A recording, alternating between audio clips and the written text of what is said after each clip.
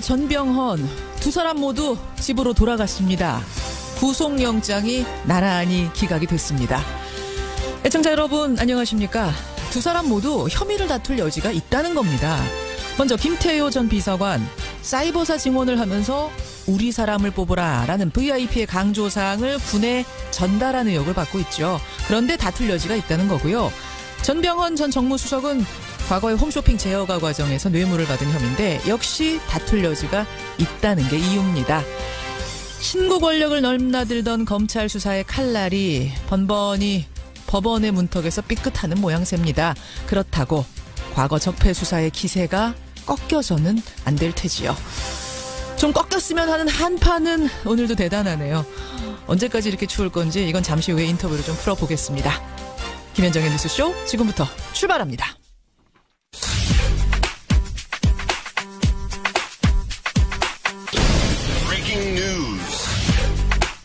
김현정의 뉴스쇼가 주목한 오늘의 포인트 김정훈 기자 나와 있습니다. 어서 오세요, 김 기자. 네.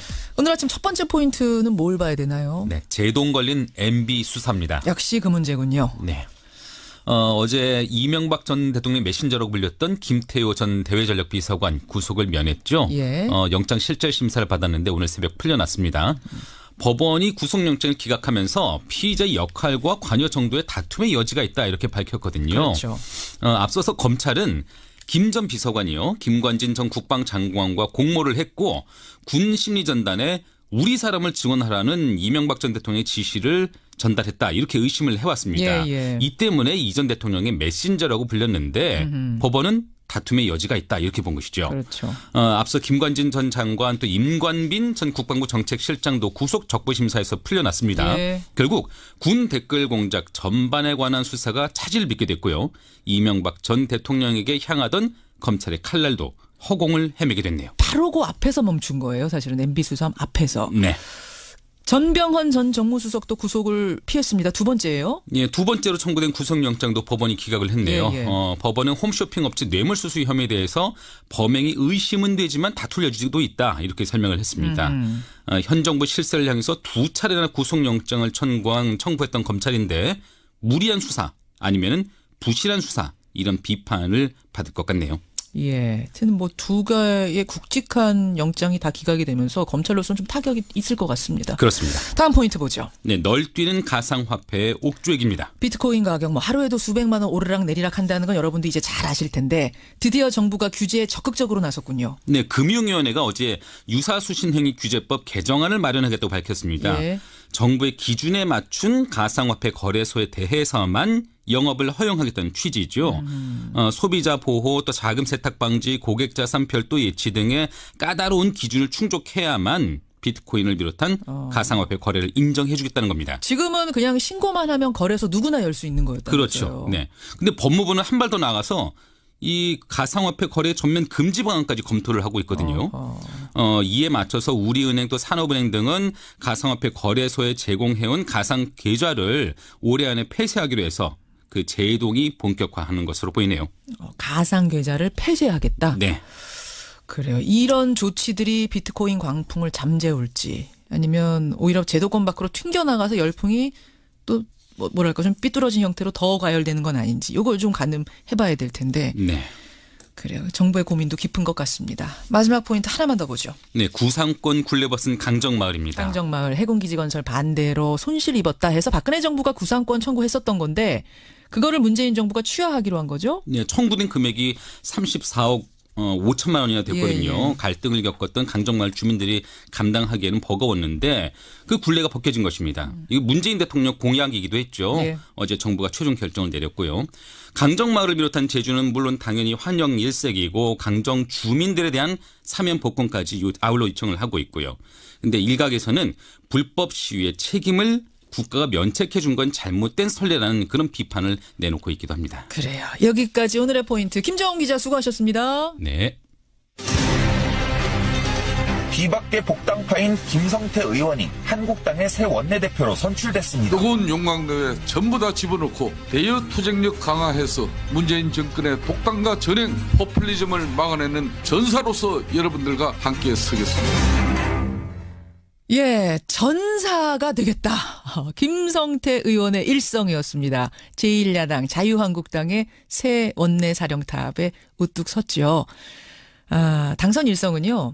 대여 투쟁력을 강화해서 문재인 정권의 독단과 전행, 포퓰리즘을 막아내겠다는 거였습니다. 사실은 어깨가 무겁습니다. 내년 지방선거도 치러내야 되는데 당 지지율은 반등의 기미도 보이지 않고요. 이런 상황에서 원내대표가 된 김성태 의원 만나보죠. 자유한국당 신임 원내대표입니다.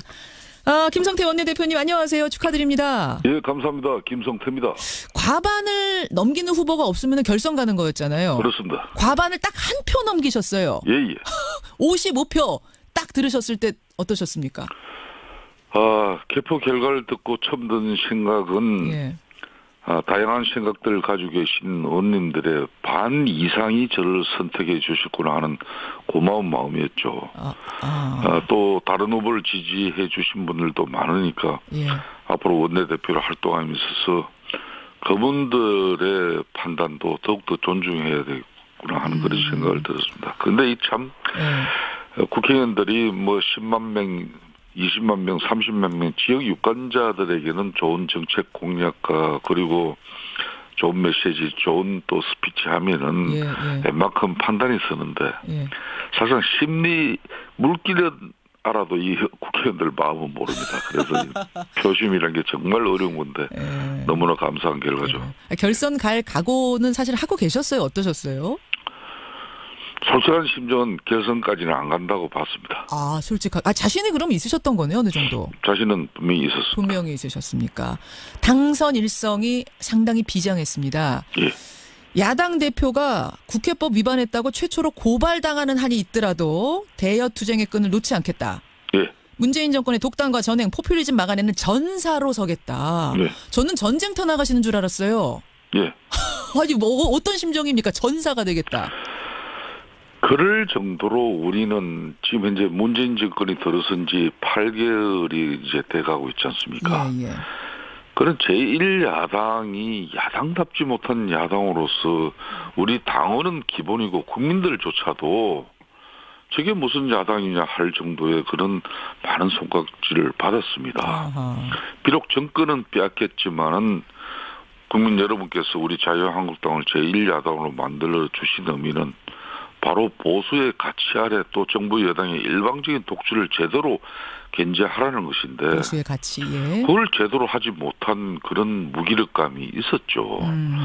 그거는 전임 원내 지도부에 대한 책임을 제가 얘기하는 게 아니라 바로 아직 우리 자신들이 야당으로서 제대로 된 체질 전환이 이루어지지 않았기 때문에 그런 거죠. 체질 전환. 그런 측면에서 저부터 이제 앞으로 이런 무기력한 야당 체제를 극복하는 그런 최선봉에서 전사로 서겠다. 그거는 문재인 정권의 독단과 전행, 이런 포퓰리즘 정책 그리고 정치 보복에 맞서겠다는 거죠. 전사가 돼서 지금 대여 투쟁 강조를 계속하셨는데 오늘 여당인 민주당이 내놓은 그 축하 메시지 보니까 어제 내놨군요. 협치하자, 상생하자 이런 거였고 오늘 우원식 원내대표도 만나시잖아요. 만나면 아마 같은 말씀하실 겁니다. 협치하자, 상생하자. 거기에 대해서 뭐라고 답하시겠습니까?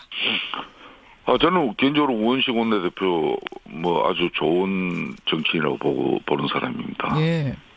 마침 조금 전에 이 방송 시작하기 전에 전화가 오셔가지고 통화하셨어요? 통화를 했습니다. 예, 제가 정중하게 오늘 방문하겠다. 방문해서 이야기하자. 근데 아까 자신하고 통화해서 제대로 싸우는 이제 야당 만났다. 잘 싸워보자 이런 전화 서로 주고받았는데. 잘 싸워보자 앞으로 그러셨어요? 김 원내대표께서. 잘 싸우자는 건 결국 나쁜 의미가 아니에요. 예. 그래서 뭐라 그러세요? 우 원내대표는. 아니 우 원내대표도 잘 싸워보자고. 서로 잘 싸우자고. 두 분 다 전사 되시면은 그럼 이거 협치 상생 어려운 거 아닙니까? 원래 제대로 싸우고 나면은 서로가 서로를 인정하는 그런 관계가 되는 것이죠. 그런가요? 그러니까 막무가내 싸움이 아니라 정책을 넣고 겨뤄보자 이런 말씀이신 거죠? 그렇습니다. 예, 알겠습니다. 김성태 원내대표 만나고 있습니다. 홍준표 당대표가요. 이번 국회 예산안 처리 끝난 뒤에 이런 말씀하셨어요. 앞으로는 원내일에 내가 간섭하겠다. 당대표가 원내일에 간섭하겠다. 이거 공개적으로 발언하는 걸 전 처음 본 것 같은데 이건 어떻게 생각하세요? 자유한국당 당헌 당규에는 당대표와 원내대표의 역할이 명확하게 구분되고 있습니다. 서로 그 선은 뭐 이렇게 침범하고 예.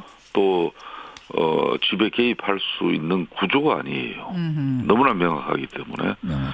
지난번 홍 대표께서 그런 발언을 한 부분은 예. 예산안 처리 과정에서 국민들 뜻이나 우리 당원 뜻의 뜻은 전혀 이게 아닌데 일방적으로 무기력하게 처리된 그 모습, 특히 제1야당인 자유한국당을 패싱하면서 국민의당과 예산안 처리를 가지고 밀실 뒷거래까지 하면서 한마디로 우리 당은 그런 상황에서 우리 당은 뭐 했냐. 그런 질타를 그런 표현으로 한 것뿐입니다. 홍 대표의 질타의 표현이지 정말로 간섭을 하실 건 아니라고 생각하시는 건가요? 저는 그렇게 보고 있습니다. 예. 홍 대표님하고도 사담으로 그런 얘기를 나눠보셨어요? 그렇습니다. 어제 저녁에도 예. 많은 그 주가원들과 저녁을 하면서 예.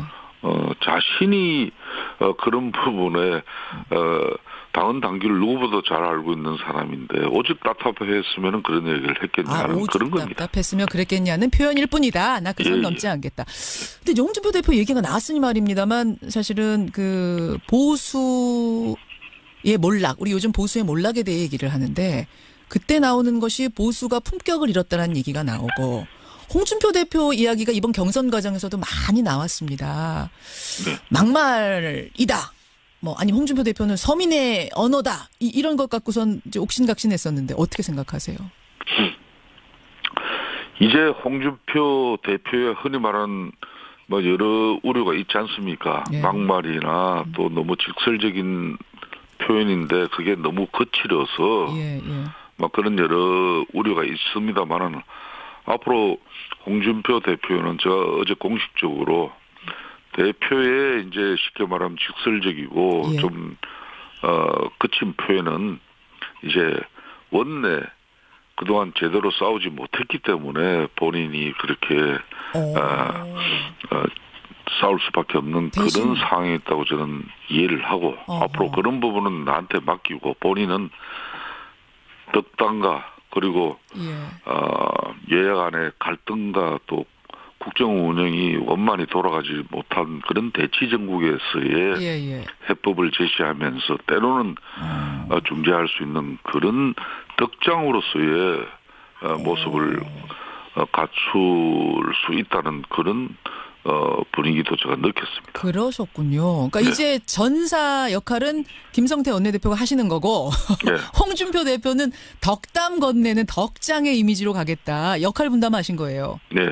그러니까 그분이 그렇다고 해서 그 타고난 기질이나 탁월한 그 표현 방식을 금방 안 바꿉니다. 그렇죠. 그렇지만은 지금까지 사실상 원내에서 소화시켜야 할 부분을 당대표가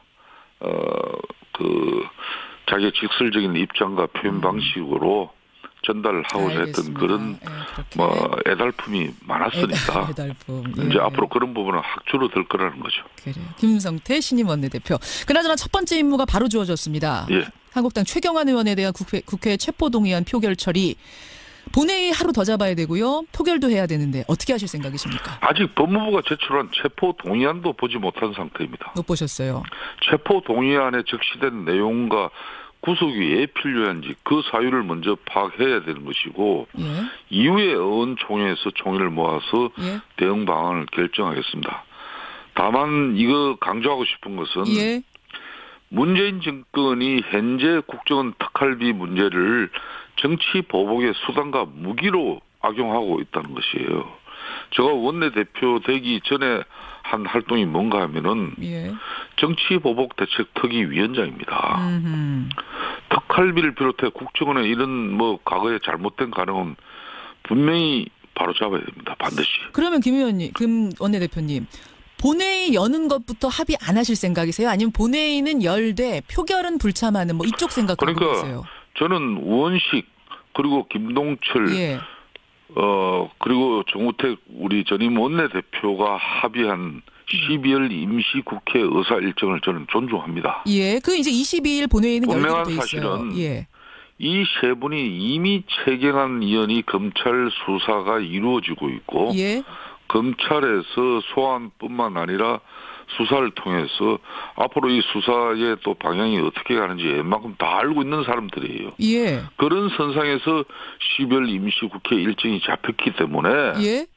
거기에서 잡힌 본회의 일정도 저는 존중할 뿐더러 그 세 분의 임시국회 일정을 저는 전체적으로 존중한다는겁니다. 그 말은 또 예. 충분하게 협의해서 합의한 의사 일정을 본회의 일정을 예. 또 일방적으로 뭐 어느 주장에 의해서 제가 수용해야 될 일도 없다는 거죠. 제가 설명을 잠깐 드릴게요. 청취자들께. 지금 예. 그 잡혀 있는 거는 22일 하루예요, 본회의가. 예. 그 하루 가지고는 체포동의안을 보고하고 표결하고를 다 할 수가 없습니다. 하루를 더 잡아야 되거든요. 그럼 그건 동의하기 어렵단 말씀으로 들리네요. 그 부분은 지금 판단할 사안은 아니라고 봅니다. 제가 왜 안 하는 그 입장을 좀 첨언을 드리면 왜 이렇게 신중하세요? 예. 지금 지난번 예산 처리 과정에서 철저하게 제1야당인 자유한국당이 패싱당했습니다. 패싱당했죠. 그것도 더군다나 밀실 야합에 의해 가지고 서로 뒷거래를 했단 말이에요. 뭐 거기에 대해서는 이제 국민의당이나 민주당은 전혀 인정하지 않고 있긴 합니다. 민주당이 대국민 사과를 하고 국민의당도 마찬가지입니다. 그리고 국회 운영에 관한 실질적인 진정한 협력과 협조를 예. 당부하고 요청을 해야지. 예. 밀실 뒷거래한 그런 한마디로 작물을 가지고 다시 이걸 제대로 된 정상적인 거래로 이렇게 바꿔놓고자 하는데 그런 일에 제가 왜 공범이 됩니까? 알겠습니다. 오늘 첫 인터뷰였는데 아까 전사라는 표현 쓰셨는데 첫 인터뷰부터 좀 강한 발언들이 나오네요. 오늘 우원식 원내대표 또 김동철 원내대표 이분들과 어떤 이야기들을 나누실지도 저희가 관심 있게 보겠고요. 앞으로 신임 원내대표로서 좋은 정치 부탁드리겠습니다. 예, 감사합니다. 예, 고맙습니다. 예. 자유한국당 김성태 신임 원내대표였습니다. 김성환의 행간 시사평론가 김성환 씨 나오셨습니다. 어서 오십시오. 네, 안녕하세요. 오늘도 굵직한 뉴스가 많은데 네. 문재인 대통령 중국 가는 것도 아주 큰 뉴스잖아요. 네, 그런데 중국 가는 것도 문제지만 예. 중국 가기 전에 중국 언론과 인터뷰한 내용도 지금 미묘한 파장을 불러일으키고 있습니다. 관영 매체죠. CCTV. 예, CCTV가 문재인 대통령을 인터뷰해서 방영을 했는데 그 내용이 교묘하게 편집이 됐다는 사실이 드러났습니다. 편집이? 이 문재인 대통령 인터뷰 편집한 중국 CCTV 이 뉴스의 행간을 좀 살펴볼까 합니다. 그러니까 8일에 사전 녹화를 해서 이건 우리가 알고 있었어요. 네, 예. 그거를 방영을 한 건데 네. 언제 했죠? 사흘 뒤, 그러니까 녹화를 한 지 사흘 뒤니까요. 엊그제 밤 10시 30분에 방영을 했습니다. 한 25분가량 했는데요. 예, 예. 그러니까 청와대는 편집한 사실을 몰랐던 것 같아요. 그러니까 방영 3시간 전쯤에 기자들에게 인터뷰 전문을 배포했습니다. 예. 근데 기자들이 인터뷰 전문하고 실제 방영된 내용을 비교해 보니까 예. 이게 뭔가 좀 다르네? 이렇게 해서 찾아보게 된 거예요. 근데 뭔가 문재인 대통령 발언이 통째로 삭제된 부분이 많이 발견이 됐는데요. 근데 그러니까 원래 녹음을 하면 인터뷰를 하면 그걸 다 보내는 건 아니에요. 네, 물론 그래요. 편집은 하긴 합니다만 그렇다고 해서 그 사람의 뉘앙스가 바뀌거나 이러면 안 되거든요. 그 발언의 원칙이거든요. 의도하고 맥락이 달라지면 안 되는 거죠. 거거든요. 예. 근데 대표적인 부분이 산불 정책 질문에 대한 답변인데요. 예. 아시다시피 산불 정책은 사드 추가 배치, 미국 미사일 방어책에 참여, 예. 한미일 군사동맹 이 세 가지 하지 않겠다는 건데요. 그렇죠. 진행자가 산불 정책을 어떻게 이양할 건지 밝혀달라 이런 질문을 던졌는데 예. 문재인 대통령이 이렇게 답변했습니다. 잘 들어보십시오. 예. 한국은 이미 사드에 관한 입장을 밝힌 바 있다. 그것은 결코 새로운 입장이 아니다. 과거부터 한국이 지켜왔던 입장이다. 이렇게 얘기했거든요. 근데 CCTV는 여기에서 그것은 결코 새로운 입장이 아니다. 요것만 쏙 드러냈습니다. 그러니까 마치 전향적으로 문재인 대통령의 입장이 바뀐 것처럼 뉘앙스를 바꿔놨다는 겁니다. 예. 뭐 이외에도 여러 가지 이제 발언들이 바뀐 것으로 지금 확인이 되고 있는 상황입니다. 그래요. 문재인 대통령의 인터뷰를 편집했다. 대통령 인터뷰를. 이 뉴스의 행간 이면에는 뭐가 숨어 있는 건지 아니면 진짜 단순한 실수인지 어떻게 봐야 돼요? 절대 실수는 아니죠. 아닙니까? 그러니까 행간이 있는 건데요. 첫 번째 행간은 마사지를 해도 너무 심하게 했다입니다. 마사지. 이명박 박근혜 정부 시절에 사실은 마사지 얘기 많이 나왔었는데. 네. 대통령의 발언을 일부 삭제하거나 수정을 해서 발언의 맥락을 좀 다르게 언론에다가 알려준 건데요. 그렇죠. CCTV는 마사지를 해도 너무 심하게 했습니다. 아예 대놓고 사드 질문만 집중적으로 던졌습니다. 인터뷰 처음부터 사드 갈등으로 양국 관계가 악화됐다 이렇게 얘기를 하면서 시작하고요. 인터뷰 형식도 굉장히 특이해요. 어떻게요? 우린 보통 질문답 이렇게 되잖아요. 예. 근데 그게 아니라 질문답 해설이 들어가요. 인터뷰에. 질문 답하고 나서는 거기에 대해 해설을 하고 예. 또다시 질문 답. 그리고 해설해주고. 특이하네요. 그러니까 이걸 자기식대로 해석을 했다고 해도 과언이 아닌 것 같은데요. 그러면서도 자기 입맛에 맞지 않거나 거북스러운 발언은 드러냈다고 하는 예를 겁니다. 들면 어떤 거요? 예를 들어서 북한은 경제적으로 작고 경제적으로 뒤처진 나라다. 이렇게 표현한 부분, 비판한 부분들은 문 대통령이 드러내버렸고요. 북한 비판한 건 드러내고. 네, 한중 양국이 제재와 압박을 해야 한다. 이렇게 얘기한 부분도 사실 중국의 입장과 미묘하게 좀 다를 수 있기 다르죠. 때문에 드러냈고요. 드러내고. 그리고 평창 동계올림픽에 시진핑 주석이 직접 참석하는 걸 검토한다고 약속했다. 이 부분도 통째로 싹 드러냈어요. 그거 이제 문 대통령이 그렇게 약속하신 적이 있어요라고 얘기했는데. 네, 시진핑 주석이 그렇게 약속했어요. 중국이 보기에 조금 불편했는지 어땠는지. 시진핑 주석차 들어가가지고 그런 것 같아요. 그러니까 이건 그냥 마사지한 수준이 아니라 전신 마사지 수준으로 편집을 했다고 해도 과언이 아닙니다. 와, 그러네. 두 번째 행간은요? 두 번째 행간은 CCTV는 국빈에 무례했다입니다. 저도 지금 그걸 지적하려고 했는데, 그러니까 전신 마사지를 하더라도 어떻게 한 나라의 대통령, 그렇죠. 국빈 방문을 앞둔 사람의 인터뷰를 이렇게 전신 마사지를 할 수가 있나? 한중 정상회담 얼마나 힘들게 성사됐습니까? 예. 문재인 대통령 방중 정말 힘들게 이루어졌거든요. 예. 그리고 그냥 실무 방문도 아니고 국빈 방문입니다. 그러면 방문국 대통령 또 그 언론의 입장에서 최대한 존중하는 모습을 보여줘야 하거든요. 물론이죠. 그러니까 사전 녹화하더라도 편집할 때 조심스럽게 해줘야 되는 거고 예. 자칫하면 외교적 갈등으로 비화될 수 있으니까요. 그렇죠. 그런데 중국 CCTV 진행자는 산불 정책에 대해서 구체적으로 입장을 밝혀달라고 자꾸 다그치는 모습을 보였고요. 마지막 부분에서는 오히려 훈계조로 이렇게 얘기합니다. 어떻게요? 한국 측이 진일보한 실질적 조치를 취해 한중 관계 발전에 모든 장애물을 제거하기 바란다 이렇게 얘기하면서 오히려 한국의 신뢰 회복을 막 주문하는 모습들을 보여요. 한국이 좀 모든 장애물을 제거해 주세요. 네. 같이 제거합시다도 아니고 네. 진행자가 이게 중국 정부 당사자도 아니고 무슨 뉴스 진행자나 인터뷰 진행자가 이런 식으로 얘기합니까? 중국에서 뭐 영웅이 되려고 작정을 하고 인터뷰를 한 건가요? 대통령한테 훈계를 하면서 마무리를 지었어요. 네. 마지막 행간은요? 마지막 세 번째 행간은 한중 정상회담의 예고편에 불과하다입니다. 예고편처럼 느껴지셨습니까? 중국 CCTV는 관영 매체예요. 관영 매체죠. 관영 매체가 이런 입장 취했다는 얘기는 정상회담 때에도 사드 문제 가지고 계속 이렇게 얘기가 될 거라는 걸 우리가 예감해 볼 수 있다는 거죠. 걱정되네요. 오늘 국빈 방문하는데 좀 잘 풀었으면 좋겠습니다. CCTV부터 이렇게 시작을 했다. 예.